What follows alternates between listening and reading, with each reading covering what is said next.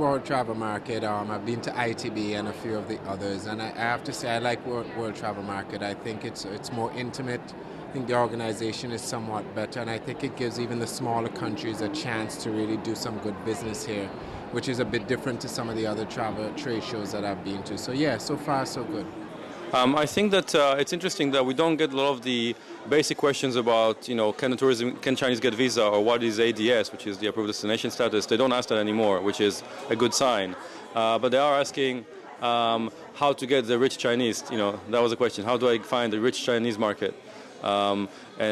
Basically, these kind of questions are questions about what do the luxury Chinese travelers are looking for in Europe. That is the kind of things that we're asked, and I like to see those kind of questions, because it means that they recognize that China is a diverse market and it does have a luxury travel segment, just like it has the mass tourism segment. Israel is part of what's going on, unfortunately, I say, in the world. It's not, we can't single out Israel of what happened with the extreme. It's happening, unfortunately, in Egypt, Jordan, and Turkey. It even happened here in London. It's a new world, it's a new reality, something that we face. It's most of the time it's not what you see on the evening news. It's not a reality. Certainly not for over a year and a half already. That's the last incident. We are working on peace. Is about aviation and taking responsibility for aviation emissions. This coincides with a report from the BR&gt that's come out today.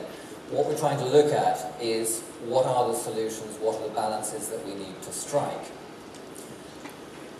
To begin by looking at the overall challenge that we have, aviation is obviously very important to us. It's important to the industry because it helps to drive a large part of it. The difficulty is that emissions are a significant source of emissions, and they're rising very quickly at the moment. Should people fly less? One of the interesting studies that was done here by the Department for Transport showed that when I was talking about the 500 million passengers who may be travelling by 2030, if you were to put in certain costs into that reflected the environmental cost, that could come down to 315 million. Now, there's always a danger with advanced projections, but what it's saying is that even with environmental cost in the ticket price, we are going to see growth in aviation, but much more modest growth. But ecotourism definitely is a big thing, not only in St. Vincent and the Grenadines. I think it has become even more prominent on the world stage in tourism now. But in St. Vincent and the Grenadines, we try and promote it, try and make sure we practice sustainable tourism, because it makes no sense to have mass tourism now or make sure that your tourism grows and that nothing's there for the future.